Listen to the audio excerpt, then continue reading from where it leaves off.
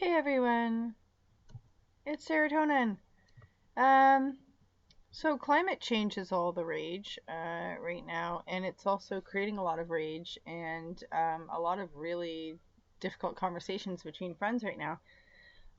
If you happen to be in one of those situations, I will send you the links. I will leave the links in the description box below for everyone. But you can use this as a little piece of information. So, professor fired over documenting increases in polar bear populations. Um, Nobody has done more to sink the claim that climate change is endangering polar bears than zoologist Susan Crockford, and she may have paid for it with her job. After 15 years as an adjunct assistant professor, Mrs. Crockford said that the University of Victoria rejected without explanation in May her renewal application, despite her high profile as a speaker and author stemming from her widely cited research on polar bears and dog domestication.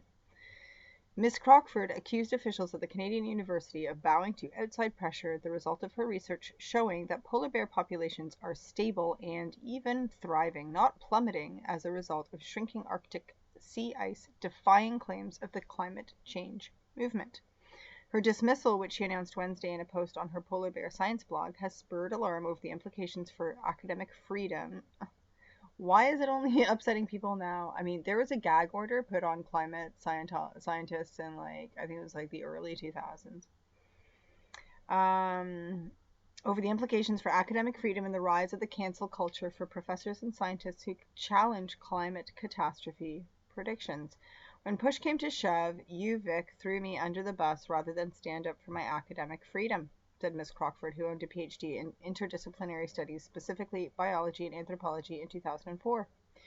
Ms. Crockford cited numerous instances of the university promoting her interviews and work, including her participation in a 2007 PBS Nature documentary about dog domestication and evolution, as well as her appearances at K-12 shoots and adult groups for 10 years throughout the University of Victoria Speakers Bureau.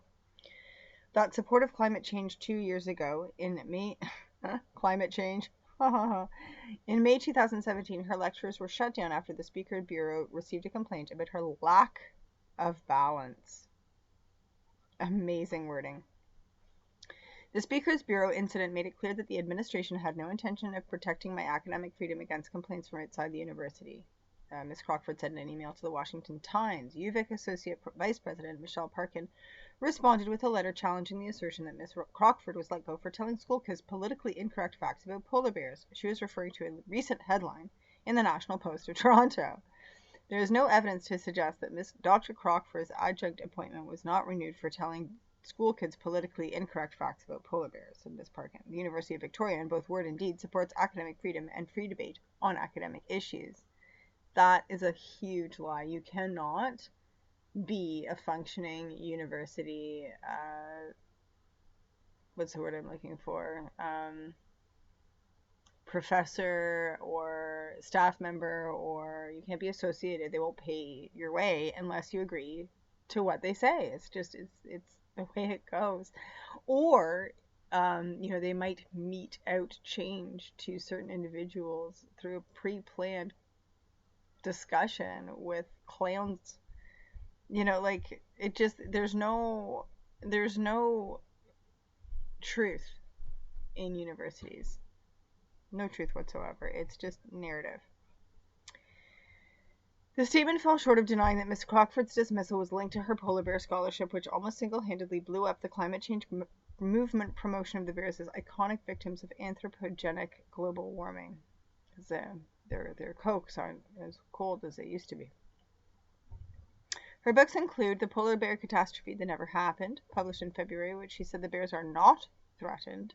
She noted that the International Union for Conservation of Nature's 2015 Red List of Threatened Species puts polar bears at numbers 22,000 to 31,000, despite a widespread belief that the population has dropped to a few thousand. And the story goes on in the Washington Times. So,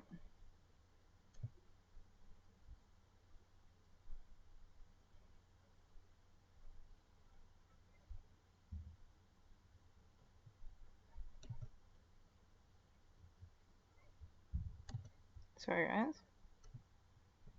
Pachoo. Mark Morano, author of The Politically Incorrect Guide to Climate Change, said situations like Ms. Crockford's has become all too common in the climate debate. He cites examples of prominent scientists who came out as skeptics only after retiring. Professor after professor has been hounded, silenced, censored, or fired for speaking out against the approved man-made climate crisis narrative, Mr. Morano said. The message to any climate dissenters in academia is once again reinforced. Stay silent with your skepticism or risk endangering your career. University of Victoria economics professor Cornelius Van Kooten warned of the threat to free speech on campus. I think the climate change movement has done extreme harm to academic freedom, he said, and the movement isn't alone. Put it this way: religion, race, evolution, gender, indigenous peoples, nuclear power, polar bears, deforestation, any view on these topics that don't fall in line with the consensus are taboo, Mr. Van Kooten said in an email. Think the extent to which free speech has been banned from campuses across much of the West in the name of political correctness. In her letter, UVic's Ms. Parkin noted that adjunct professors are unpaid, meaning Dr. Susan Crockford's work can carry on without this appointment. But Ms. Crockford said that losing the university position will harm her ability to secure grant funding. No one suggested funds were involved, she said. The point is that I will not be able to apply for research grants and in most cases will be unable to collaborate with colleagues on their research projects without a university affiliation.